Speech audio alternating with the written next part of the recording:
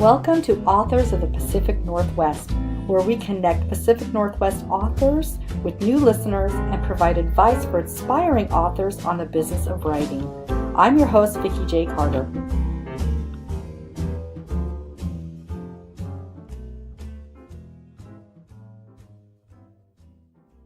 So hi there, listeners. Thank you so much for coming back to the podcast. And I have a really awesome author I'm super excited to have on the show today. Her name is Eileen Bjorkman, but I probably said it wrong, so she can correct us. But Eileen, why don't you say hi and give us your last name? Hi, everybody. This is Eileen, and yes, my last name is pronounced Bjorkman. So it's Bjorkman. Yeah. Awesome. Thank you. My podcast listeners know that I'm going to mess up people's names. That's just kind of the way it goes. So Eileen, tell us a little bit first off about yourself. What state in the Pacific Northwest are you in? And if you you're currently working, or what did you do, besides being an author? Because you have very interesting stories. So I have a house in Everett, Washington, and I consider myself from Washington State, even though I spent most of my life in the military, and I'm actually working back in Virginia right now. Okay. I work at the Pentagon, and so, but I get back to Washington State quite a bit, and I still have my house there and all my family's there and everything. So I consider myself a Washingtonian. So we'll claim you. Yeah, that's right. Yeah. And I get back there as much as I possibly can. In fact, I'm going to be back there on Wednesday. So yeah. Oh, gotcha. Okay. Yeah, I try to get back at least once a month. So, and then I'm planning to move back permanently, probably next summer. I'm not on a specific timeline, but plan to get back there for good eventually. So, and then, as you what I did before. So I just told you I'm still working at the Pentagon. But I spent most of my adult life in the military. I did work for 1 year after I graduated from college as a computer programmer there in Seattle. And then I got a little bored with that. And so I decided to join the Air Force. And I sometimes wonder, gee, maybe I should have hung around and went to work for Microsoft or something. No But I had such a great experience in the Air Force. I wouldn't trade that for anything. And I lived all over the United States. I was a flight test engineer, so I got to fly in the back seat of various military airplanes and got to see a lot of interesting stuff there. And then after I retired from the Air Force, I went back to work for the government as an Air Force civilian, and it was when I was out at Edwards Air Force Base a few years back that I kind of got the idea to start doing a little bit more writing. And I'd always done a lot of technical writing, but I wanted to start doing something that was more broad and could help me to reach a broader audience. So, Well, it's awesome. And I'm so thrilled to have you on the podcast because I love women that have been in roles that traditionally aren't like traditional roles, and you have one of those awesome stories. I'm in IT, and women are now more in IT, but that wasn't the case necessarily. Right. So tell us, when did you realize that you were an author in the sense that, for publication, like what the work you'll share with us? When did you realize that? That started, like I said, I've always been interested in writing. Actually, I wrote a lot when I was a kid. And I never really liked English classes where, we just did grammar and things like that, but I always liked it when we wrote things. And my teachers always encouraged me, but I was also good at math and science. So I wound up going into computer science and then aeronautical engineering instead when I went to college, and actually went to the University of Washington. That's where I got my original undergraduate degree in computer science there. So, and like I said, I always did a lot of technical writing, but I'd always kind of had this idea that I wanted to write a book someday. And I kind of assumed it would be a technical book, because I was But then as I got a little older and I started thinking, I want to do something besides just write technical stuff. So my book, the Propeller Under the Bed, with the title for that actually was something that my mother had come up with. And she had always said, so kind of the premise of the book is my dad always wanted to build this. He designed this airplane. He wanted to build it and fly it to set a world record. And he had designed it when he was in college in 1960. And so, here it was 35 years later, and he still hadn't gotten around to building this thing. And my mother started to say, because they had bought he had bought a propeller for it at some point, and there was no place to store it, so they literally stored it under the bed. I love it. So yeah, and so my mother started saying, after about 35 years, if he ever gets around to building that airplane, I'm going to write a book called The Propeller Under the Bed. Oh, that's fantastic. But unfortunately, she died before the airplane was finished and before he record and everything. But I kept thinking about that, and I actually did write a short magazine article called The Propeller Under the Bed. And that got published in a small aviation publication. And I kind of forgot about it. But then, as I got a little older and started thinking about, retire, that kind of thing. And I thought, I really would like to start writing. And so So I asked my dad if he would be interested in, in writing a book and, helping me to write a book. And he said, sure. And I was kind of surprised because I thought, I thought he might say, no, I don't want my life in a book, Yeah, exactly. He was actually very much in favor of doing it. And I think some of that was because he knew that was kind of one of my mom's ideas. I don't know if she would have ever done it herself. Yeah. But I think, because it was something connected to my mom I love it. And so first I had to figure out if I could even write a book because I didn't know anything about how you write a book or anything. Exactly. Yeah, so the technical writing down, great, but the actual storytelling beyond that, right? Exactly. Right. Yeah, and the mechanics. And like I said, I had a lot of technical writing experience, but I didn't really know how to write something entertaining. And I really liked authors like John Krakauer and things like that. So, and I knew that was kind of the kind of writing that I wanted to do.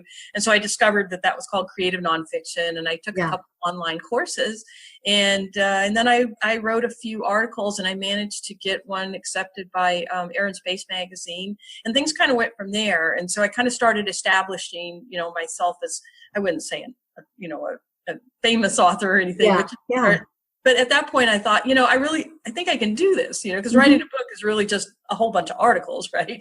Yeah, exactly. Kind of all strung together.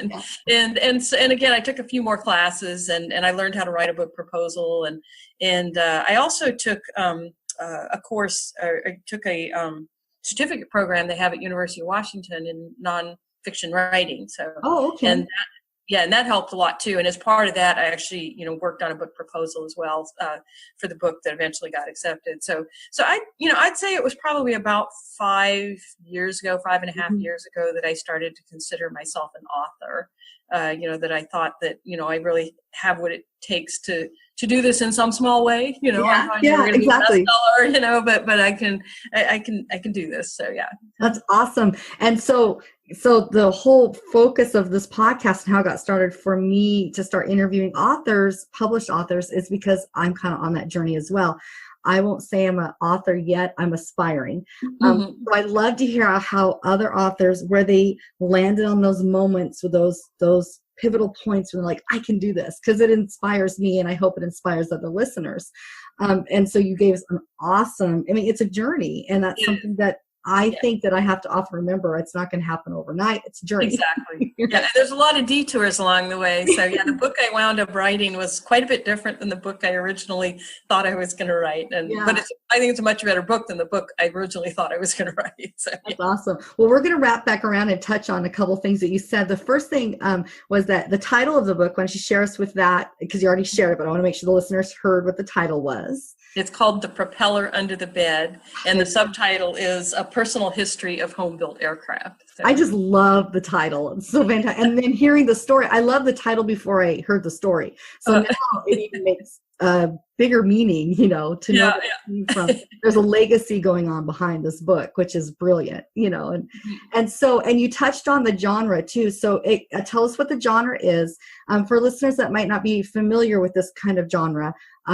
Kind of touch base on what that is. Okay, so it's called creative nonfiction, and a lot of creative nonfiction is memoir, or it's used for just to tell some kind of story. So, and you see it in journalism sometimes when you read pieces that are more your kind of human interest kind of pieces. It's the kind of work you see in the New Yorker and Harper's.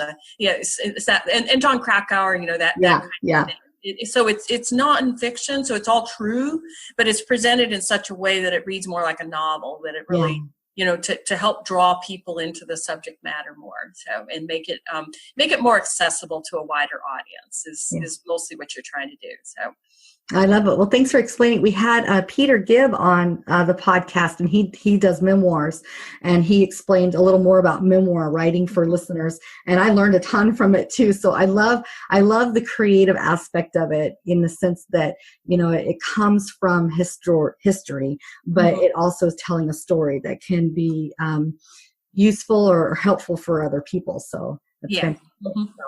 So I kind of heard a little bit about the publication process for you, and let me guess, but you can correct me.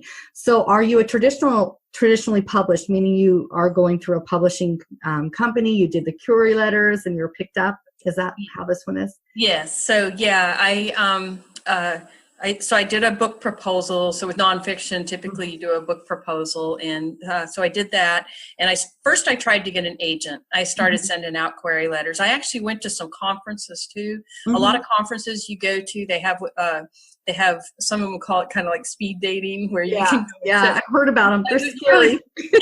You really have like 5 minutes to sit with an agent and say, pitch your idea. And then, and about half of the ones I talked to said, yeah, please send me your proposal. It sounds interesting. And, but none of them ever picked it up. Some of them I never even heard back from. Yeah. So after querying about maybe 30 agents, I was getting a little bit, tired of trying to find somebody, and I really wanted to do this book first. One of the things I thought was maybe I should try to do another book first, and then then write this one second. But my dad's getting older. Yeah, exactly. You have a little bit of a timeline. Exactly. So yeah, if he was 50 and I was 30, maybe, but he just turned 90, and so I was thinking, so I didn't want to wait too long, and so I finally decided, I wonder if a smaller press might be interested in it. And so I did start sending out to some smaller presses as well, some that were kind of aviation related and things like that. I had hoped Smithsonian Press was they expressed some interest originally, and then they kind of backed off. And then I sent it to University of Washington Press, because I'm an alumni there. Yeah, exactly. Well, why not? Maybe we'll try it. There has to be benefits, right, to be an alum. That's right, yes. Yeah. And so initially the editor, she was really nice. She wrote back and she said, because initially my book was just going to be about my dad and about the record that he set. And it had a little bit of stuff in there about home-built aircraft, because he wouldn't have been able to, design and build his own airplane if people weren't allowed to do that in the United States. And so there was a little bit in there about the history and how people came to have that right in the U.S. and kind of what it meant and everything. It was maybe about a chapter's worth of material. Anyway, the editor, she wrote back and she said, I think a book that would work better for the press would be, something that was more history and less about your dad, so maybe about half. And she said, but since you've already got your proposal written and everything, I probably wouldn't want to do that. And I was like, no, wait a minute, actually, because when I had been doing my research, I had been thinking maybe there's a book about home-built aircraft, the history of home-built aircraft written. And I thought, well, why not put the two together? That's really not a bad idea. And so so she allowed me to redo the proposal. And so I went back and did a little bit more research and kind of redid the proposal. And they took it. They accepted it. Super great. Yes, so it's a small press. I mean, it's a traditional press, but it's a small press, and but a lot of authors actually get started that way. You go through a small press or an academic press, and not all academic presses just write academic books either. I mean, a lot of them do have general interest books like mine. They do tend to have a little bit of a kind of a historical or researchy flavor to them, but the academic presses, I think, is a good way to go. So. And then you get that experience of working with the editor process and, and the cover design and all of that you wouldn't necessarily have experience if you self-publish and then jump into a traditional publishing. You get that experience. So exactly. Yeah. Yeah. No, it was a great, all of that I got to go through. And then, and the one thing that caught me a little off guard was I had to prepare an index. That kind of came up at the end, and I was like, index? Did I agree to do that? And I had, I go back and I look at my contract and go, it does say an index. I guess I didn't notice that. Oops. Yeah. But that was a learning experience too. And there's actually a book you can buy about how to prepare an index. Yeah. Well, so I'm discovering there's information about every aspect. It's almost overload sometimes, but that's really funny. Read your contracts. Point of the story. That's awesome. So let's talk a little bit about marketing, because what I'm finding with authors, regardless of how they're publishing, self-publishing is obviously individuals know that they're going to have to do some marketing. And but with your experience, did they discuss with you about marketing? Did they have a quota for Instagram, Twitter, Facebook, anything like that? Because I'm curious about that. So we did talk about marketing, and they did a little bit of marketing for me. They mailed out the books to, advance copies to various papers and things like that. And I don't think any of them ever, I don't think I ever got a review, not that I know of. So, And reviews are the lifeblood for authors. So listeners, if you hear anything. So that was a little bit frustrating. I did finally get one review. It was actually a guy I know who, and I don't know him well, but it was a guy that I know, and he wanted to review the book because he's been trying to kind of get into writing himself. So he actually did do a review in an aviation, related publication, and that was really nice. And that, but most of the marketing really has been for me. I mean, they have helped a little bit with, they were able to kind of place some pictures in the UW Alumni magazine. But they haven't really done any real advertising or anything. So pretty much everything has still been on me to do most of my marketing. So I've set up, book signings, and I have a Facebook page, and I occasionally run little Facebook ads. I've found is somewhat helpful. So usually after I run the ads, my book sales go up a little bit. Oh, see, that's a good news, because not many of my authors have talked about using Facebook ads. And I'm looking at it because I'm obviously on Instagram, Twitter, and Facebook. And Twitter and I have become friends, but it wasn't a very fun experience starting out, because I'm like, what am I doing? I get Facebook, but I don't, So, but I've had now enough on my Facebook page that, I'm looking at running ads, and I'm like, I wonder if they're even worth it, if they're worth if it boosts anything at all. But you say it has boosted your site. I have, because you as long as you know who your audience is and target your audience. I mean, I'd like to think that my book would be read by anybody, but really it's mostly airplane people that want to read it. So I can target my ads to, people who are interested in aviation topics on Facebook. So, and that's helped a lot. And that's also just helped me kind of with sales in general, that I do, there's always air shows going on and things like that, fly-ins and stuff. And there's a lot of, there's an organization called Experimental Aircraft Association, and they have chapters all over the place. So I go and I speak at chapters, and I take my book with me, and I almost always sell maybe 10, 12 books when I do that. That's good. Good results. It pays for my gas anyway. So those are good results. And then I just recently was at, they have, I'm going to get this wrong. It's something like the Northwest Aviation Trade Show or something like that, and it's in Puyallup every year, and they just had that in February, and they gave me a booth there at a reduced rate. So, nice. So I was able to sell 50 books at that, because that's fantastic. It was thousands of people there, and that's good. So it's kind of knowing your audience and knowing how to reach your audience is true, even if you are traditionally published. Authors today still have to do a lot of outreach work, and you can't be shy, even though we're so introverts. We just got to be out there.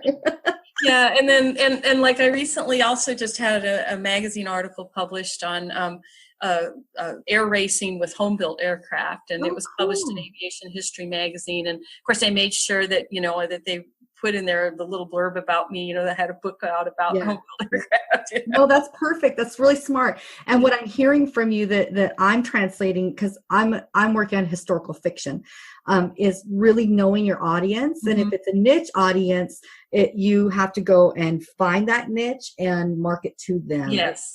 So awesome points and advice.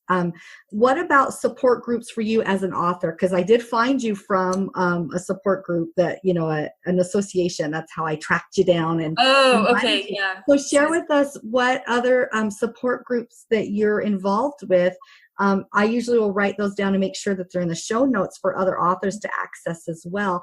And talk a little bit about, your involvement with the support groups or associations and how, if it's beneficial for you as a writer or not.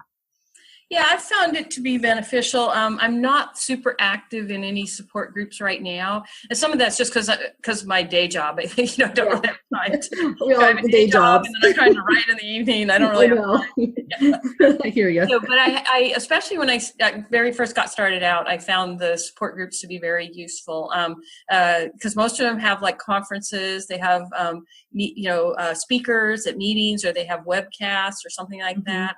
And again, I found all that material to be very, very helpful. The other thing that I did last summer, was it last summer? Not 17, it was the summer of 16. I went to a workshop. Nice. I signed up for a workshop, and I went to that. It was a week long, and it was specifically focused on nonfiction, and there was maybe about 12 or 13 of us in the perfect number. And it was just wonderful to be able to sit there and it was a generative, some workshops you go to and you take material that you've already written. Exactly. Yeah. Feedback on it. This one, you were expected to generate material while you were there, which was a little bit scary, Yeah. Every afternoon I'm going home, I'm like, I don't know if I can write this. They give us some little prompts and everything. It's like boot camp school for writing. Exactly. So yeah, but it was great. I mean, and again, just to be there with the whole author experience, and then we all kind of kept in touch with each other. And actually, and I'm maybe getting to another question you're going to ask, I don't know, but the thing that really helped me was one of the guys that was in the class is a published author. He has several books out, and he offered to introduce me to his agent. I have some ideas for future books, and I was actually writing some material at the workshop that is going to go into what I hope is going to become my next book. And so he introduced me to his agent. I once I got my proposal together, I got back in the workshop, I finished putting the proposal together, and he introduced me to the agent, and the agent and I went back and forth a few times on the proposal, trying to make it more the way she wanted it to be, and then she took me on as a client. Oh, congratulations! That's great. Thank you. So yeah. See, that's what that networking I'm finding is so incredibly important, and I'm being blessed just by meeting authors and doing the podcast. I already started this amazing network of people that I can call or say, hey, I need help, but that you just demonstrated an aspect of networking that if we don't get ourselves out there and put ourselves out and meet people or go to a workshop, you never know what your opportunity might be from that network. Exactly. So fantastic. Yeah. So I definitely encourage people, even if you're not much of a joiner, I encourage people to do these kinds of things because that's really, not only do you get great feedback on your work, you get lots of tips and just kind of tips in general, and like sometimes people will have like just a session that they do on writing better dialogue, or some and that kind of stuff. So there's just a wealth of experience out there, a wealth of information, and like you said, just knowing other people, and just even knowing other people are going through the same struggles that you exactly are. I have one friend that I'll message, and if I know she's awake and I'm still up, which is rare because I get up really early, that's when I write. I'm an early bird. I don't typically stay up late because I'm exhausted, but I know that she might be up, and I'll message her, hey, how you doing? How's your day? I'm doing this, so it's nice to know there's other people out there that are going through this journey with you, Yeah, fantastic. Okay, so we have a couple more questions, and I think it's going to lead back to what you were hinting with your agent. So first off, what has been your inspiration and what keeps you going and motivated to be continuing this journey of writing? I think just wanting to get people's stories out there. The stories that I write, because of my military background, they tend to have a military component to them. And, there's been so many books written about military, doing, like these really dramatic, rescues and all that kind of stuff. And I think there's a lot more stories out there to be told, though, that are that are more, that are quieter stories. I don't know the right way to say this. No, I get it. There's a lot of really interesting things that people have done. And I meet people all the time and I go, oh my gosh, I had never, heard of that. And there's a lot of forgotten stories out there too, things that are dramatic, but people have just forgotten about them, things that happened in Vietnam or right around the end of Vietnam. And that's kind of the era I'm mostly interested in, because those vets are still alive and still lucid for the most part, and so, and a lot of their stories have been forgotten. And so I really want to try to capture a lot of that, and Cold War stories too, because that's another part that people have forgotten, that during the Cold War, even though we weren't in a shooting war, people died because of all the training that we did, and we were very serious about taking care of business, even though there wasn't live shooting going on. And even Korea, I think a lot of people have kind of forgotten that we've been in Korea since 1950. And what's interesting is that it's parts of history that the farther we get away from it, it's more likely those stories will not exist. Because individuals that have that firsthand account may be passing. Or they're not able to share any longer the full stories. So that's what I'm trying to do. That's what inspires me, is all these people's stories, and try to capture them and put them together in a narrative form that can not just tell people about their stories, but can entertain them, and and keep those stories alive. So that's what I really care about. So. I love it. Well, I think it's fabulous and exciting, and I look forward to all your work that you have. I find it just amazing. We have a lot of people that have done, like you said, quiet journeys in the military, and they would never go out and share their stories. But I think we need to hear it. We need to know, the process of what they've gone through and their experiences. So the last question before we get ready for your reading is, and I think you did touch on this a little bit about your future. So what is your future works? And what your process is going through in the future. So what can listeners be looking forward to? And you did touch on it a little bit with maybe probably more books about military topics. The one that I'm working on right now, well, it's not a book yet, but it's still a project. But it's about a Navy pilot who ejected. He was shot down over Vietnam. He was hit over North Vietnam. He ejected, and he wound up landing just barely in the water off the coast of North Vietnam, and this rather dramatic rescue ensues, and so it's not just about that. I mean, that's probably about 20 minutes. It's about the whole process that people go through to become a Navy pilot in the first place. And all of the things that people went through, even though they weren't trained to rescue him, the things that they did on the fly, and this whole idea that the U.S. military never leaves anybody behind. There's like almost this obsession with don't leave somebody behind, and rescue people, or even if you don't rescue them, you keep trying to rescue them. If they unfortunately do die, you still try to recover their remains so the family can have some closure. So the whole book is kind of all about about that aspect, about combat search and rescue, and why we do that, and why that's important to not just the military, but to the United States in general. So that's that one. And then I just have other ideas about various, again, military topics, mostly aircraft related. They're fabulous. Because I'm mostly into, aviation kinds of things. So, but I have some ideas from some other books as well, though, that are aviation related, but not military. So, but I think you'll kind of see that theme in all of my books: military, aviation. Well, they tell us to write what we love and write what we know, because we're going to actually do our best writing. So I think it's fabulous that you're doing that. I love the idea of that story, and I can't wait to hear about it coming out. We'll have you back on the podcast after that. Yeah. And we'll go through the whole process of, we won't have to talk about everything else. We can just tell about the story. Right. So the current story. So speaking of that, listeners have been patiently waiting to hear you read. So why don't you set up for us what you're going to read, kind of give us some background so that we can picture what you're reading for us. Okay, so again, my book, The Propeller Under the Bed, it's got two stories in it. Like I said, it's kind of my dad's story of designing this airplane and then using it to set a world record and kind of the 50-year process to do that. And then the other part of the story is the history of home-built aircraft. The two readings that I'm going to do today don't really have anything to do with the home-built aircraft side of it. I just wanted to, I was trying to think of, what are some of my favorite scenes in the book, and so I decided to pull out the two of the scenes that I like the best. So, and one of them is centered around my dad, and the other one is centered around my mom. And fantastic! And so the first scene is the first reading is my dad's first flight in an airplane when he was 8 years old, and so this was in 1936. Remember, so it's not like first flight today. Everybody flies in airplanes nowadays. Yeah, right? exactly. But in 1936, flying in an airplane was a big deal. Yeah.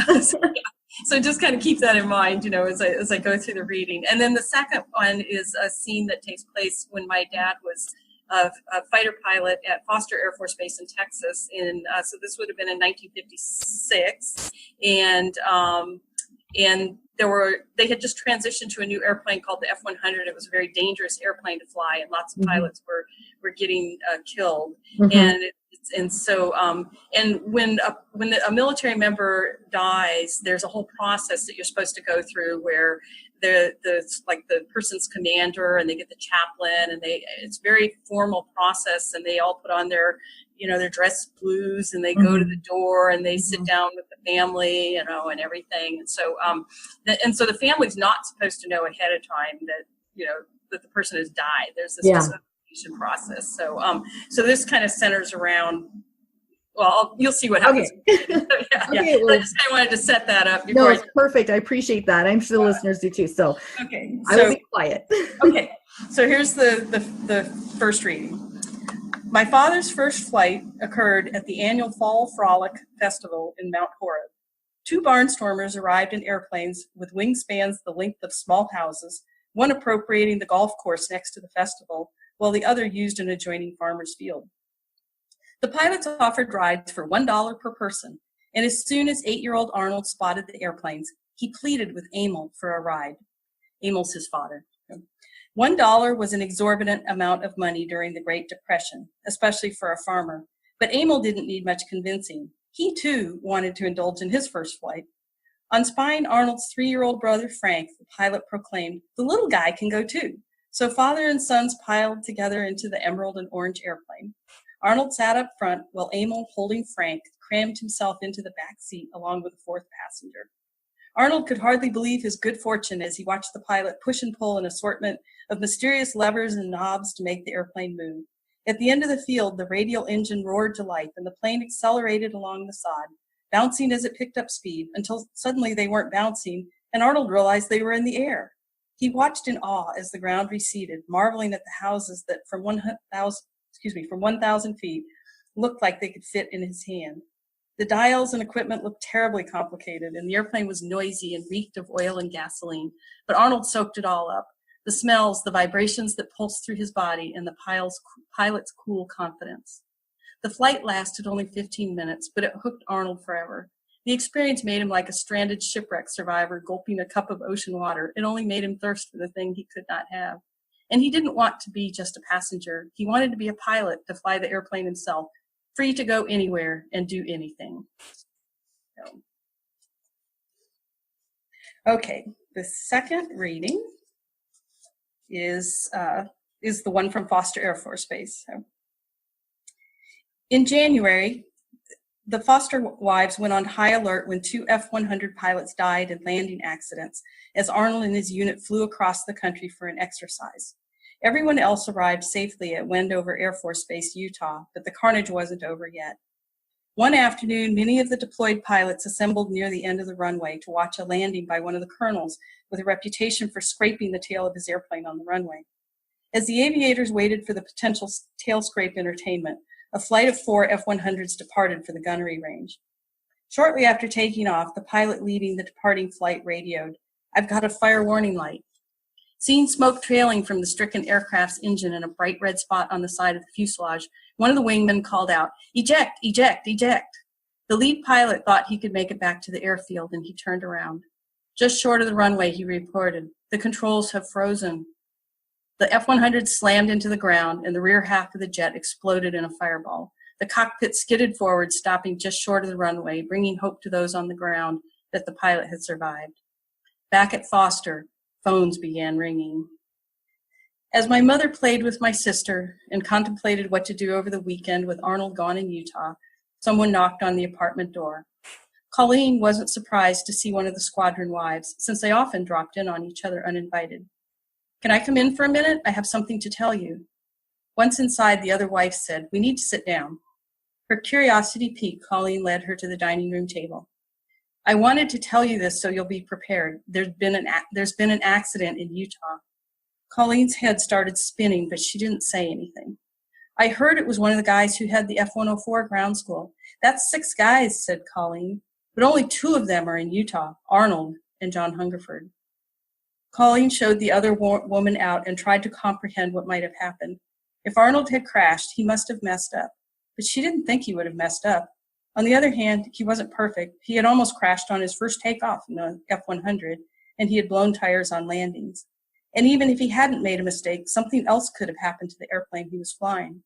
What about Elton Bocage, who had been killed flying the F-86? He hadn't done anything wrong. But if Arnold was dead, why wasn't someone from the base here to tell her? When Bocage had died, they hadn't been able to find his wife right away, but she had been out shopping or something. Colleen had been in the apartment all day. But why hadn't he called to say he was okay? At first, Colleen's horror grew with each passing minute. But as the minutes turned into an hour, and then 2, and then 3, she realized that perhaps Arnold wasn't dead or dying after all. Surely someone would have arrived by now. She called no one. What could she say without letting on that she knew something? And if Arnold were alive, her joy meant sorrow for someone else. About 8 o'clock, the phone rang, and as she heard Arnold's voice, anger replaced relief. "Why did you wait so long to call me?" Arnold was speechless, having no idea she had heard about the accident. He told Colleen he had been strapped into another F-100 waiting to taxi for takeoff when the accident happened. After the crash, the senior officer at Wendover had canceled all flying for the rest of the day, and Arnold had shut down his F-100 and joined the other pilots as they consoled each other. Oh, beautiful. Thank you for sharing that. Gives us such a pointed picture of what your mother had to go through. Yeah, that was a story I always remembered so much from my childhood. And she was actually pregnant with me at the time. Oh, goodness. And I don't think she even knew that yet. I think it was like maybe a few weeks later that she found out. Yeah. So absolutely wonderful. So thank you so much for being on the podcast. Listeners, if you love this story and the theme that Eileen has in the book, find her on her website, buy the book, write her a review. And we'll definitely have you back on when your next book is published. You can talk about that. Thanks. I really appreciate it. I've really enjoyed talking with you. So. Thank you for listening to the podcast. We hoped you loved hearing from the author as much as we did. If you did enjoy the author, make sure you find them on social media. Buy their book and write a review. Are you a published author and would like to be featured on the podcast? Visit us at our website to learn more. You can help support the production of this podcast by following us on Facebook, Instagram, and Twitter. Share the podcast with your friends. And most importantly, become a supporter. Supporters receive monthly bonus podcasts and a newsletter filled with tips from our authors. To find out more how to become a supporter, visit our website. And finally, I hope you always remember to enjoy the journey. Until next week, this is Vikki J. Carter saying goodbye.